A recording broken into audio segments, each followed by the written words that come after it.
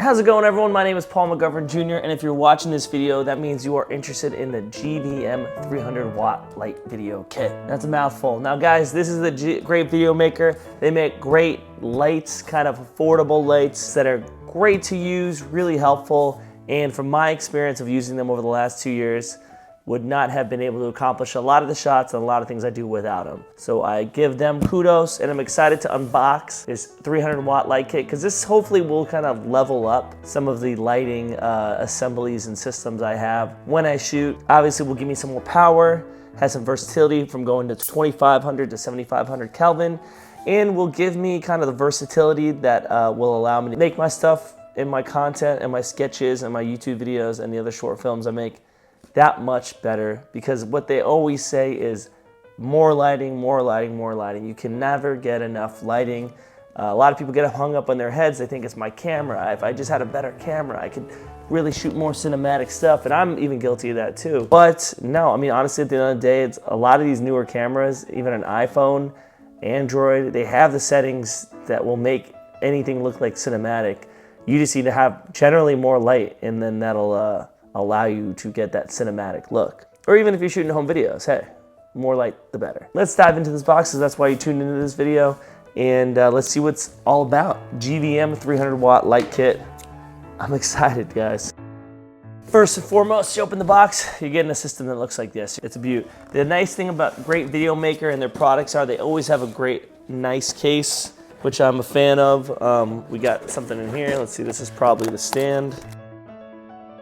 This looks like some type of stand assembly. Now, while, to be honest, their poles aren't always the most sturdy, they always find a great way to like make them nice and portable. So I think you lose a little bit in like the strength of the pole, because these are, if you can hear, that's like a little hollow, but they're just really portable and easy to get around. I mean, the fact that I'm gonna be able to carry around this like 300W light in like probably a pretty condensed case, I'm excited about.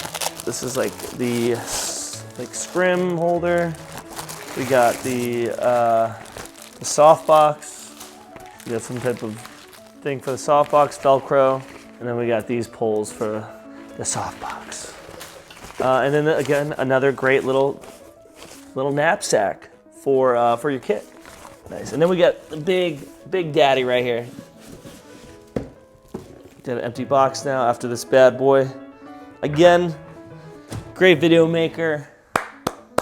Gotta give you kudos. Always nail it with the kits.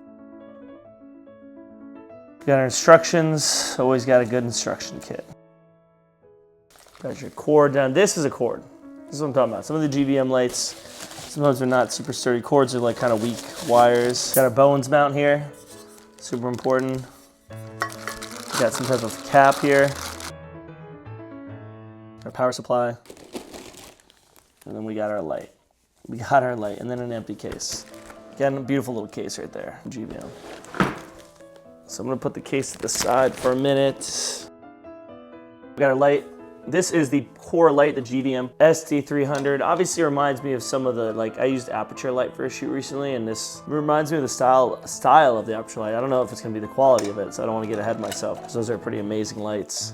But these are fun little lights that I'm excited to use.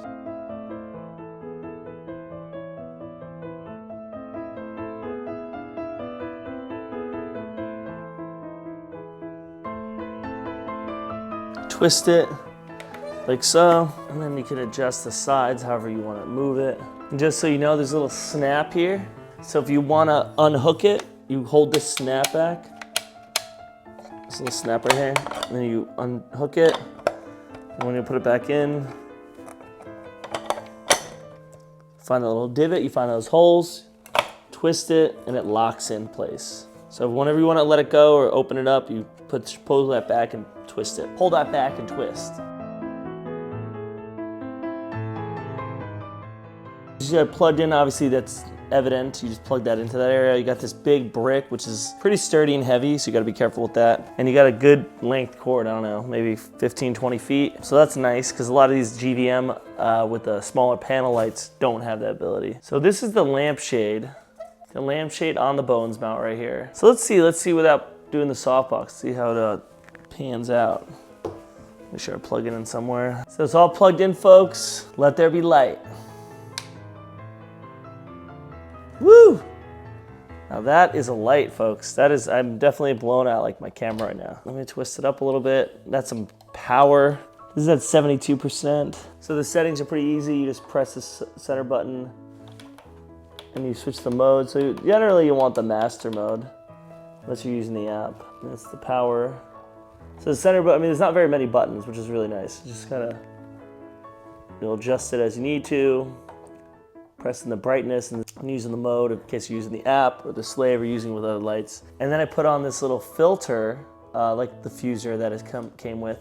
This is again easy. It came with, it was earlier, that little cap. And you just twist in the sides right off the front right there.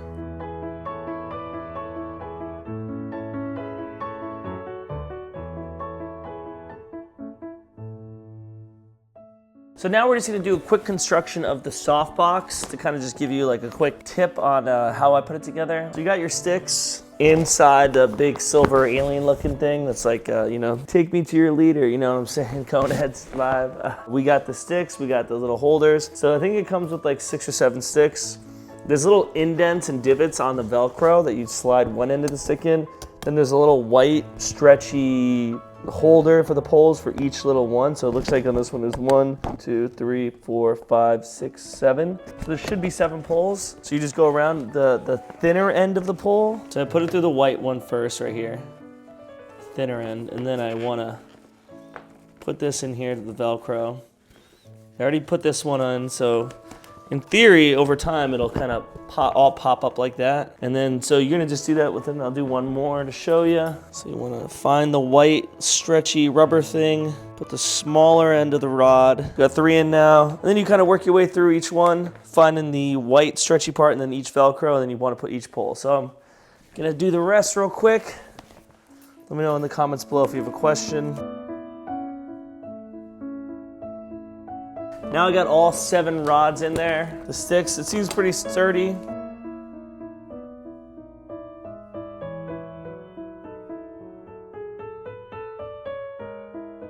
You'll find divots in this main section right here, this cap, that will connect to the inside. So you wanna go from the Velcro into bending these wires. You gotta bend, you know, as hard as you can. Not as hard as you can, you don't wanna break them, but you gotta bend hard to make sure they get in the hole and they fit accordingly.